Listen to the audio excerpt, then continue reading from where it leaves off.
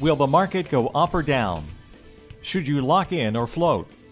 Find out this and more with Master of the Markets, hosted by Barry Habib of MBS Highway. Brought to you by Paramount Residential Mortgage Group. In today's mortgage environment, providing our wholesale community with the best combination of product, pricing, technology, and service is paramount to their success. PRMG, built by originators for originators. Welcome to another edition of Master of the Markets. I'm Barry Habib, and MBS Highway is created exclusively for NMP TV, and it's brought to you by our friends at PRMG. They're working for your best interest.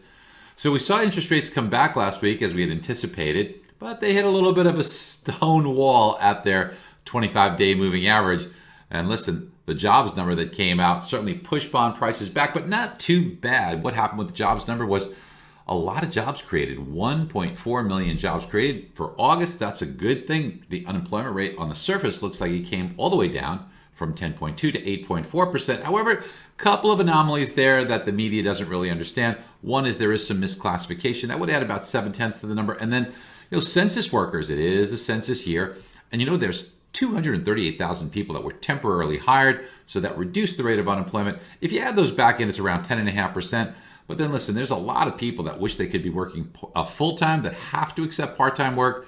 So if you counted those, you'd be at about 14 to 15% unemployment. It's better than it was, but it's a long way off from where we were before COVID, when those rates were somewhere in between 3.5%, and then when you counted those accepting temporary work, maybe around 6.5%. So we're still a far cry from that, and it seems to have disproportionately affected or impacted those that are on the lower end of the income scale. So housing's been resilient, and you've got a lot of first-time homebuyers coming in. Remember we talked about demographics?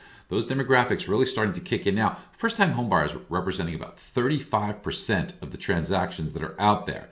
Now, what can we expect this week? There's been talk about inflation, and inflation is something that the Fed said they're going to let run hotter. Inflation eats away at the return of a fixed security like a mortgage bond. So if inflation goes up, interest rates have to go up to compensate the investor for the more rapid erosion. And inflation's been pretty tame. But will that change? Will we start to see an inflation spike? Think about this. If people start to get back to spending money, things start opening up, you might have more demand, but you're not going to yet see that supply chain. I'm already seeing it in the airlines. I have been doing some flying, and initially when I was flying, airplanes were empty. Now they're starting to fill up. The amount of flights have been reduced. Ticket prices, which were super cheap, and they're still cheaper than where they were, have started to creep up. I anticipate this trend not just in airlines, but in other areas. And if we start to see the inflation numbers go up, well, then interest rates may follow suit. There's also a lot of talk about a vaccine that could be coming maybe within the next couple of months. If that occurs, you'd have to expect a little bit of a boost for the stock market, and you'd have to expect that interest rates may take a little bit of a hit.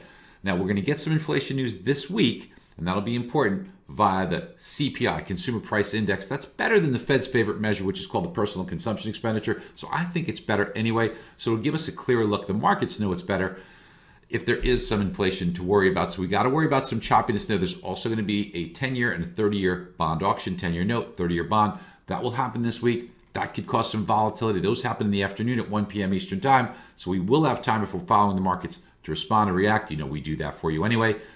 And then finally, when we take a look at these overall numbers of inflation going forward, it is quite possible that we could see a period of time where we may get a bit of a spike, as I had mentioned. So how do we respond with this news about maybe this vaccine, maybe there's a little inflation to our customers? I think you have to have what I call the talk with your customer. And I want you to think about this. Purchases, listen, you have to do them even if the deal's a little tough. I get that. And you should be focusing on your purchases clearly, but you also have to focus on refinances. Very important. So when it's a purchase, it's kind of like an arranged marriage. You got to do it and you hope you fall in love, right? But a refinance, well, listen, you can pick and choose who you want. And I know you want every deal. I get you. But sometimes doing a deal may cost you more in the long run than the money you might make if it closes. And the reason for that is because it could gum up the system. It could slow down your other transactions, and it hurts your teammates. If all your teammates were on the same page and said, hey, there's so much business out there, and there is, let's really be selective. And even in being selective, let's make sure that we talk to our customers and we explain, listen, what's happening here is you've been given a gift. You have. You didn't plan for this drop in rates. You didn't do anything to make it happen. You didn't work for it.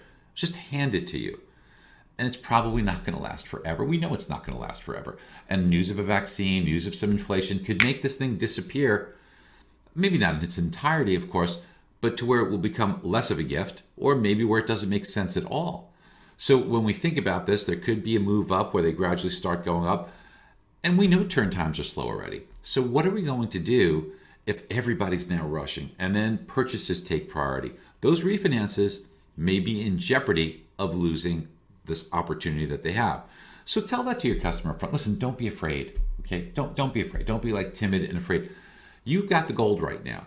And I think it'll actually be a better response for your customer if you level with them and say, hey, look, I can only do this transaction if you're going to promise me you're going to really cooperate, because we don't want to let this opportunity go. We've got hundreds of other people right behind you that want this opportunity.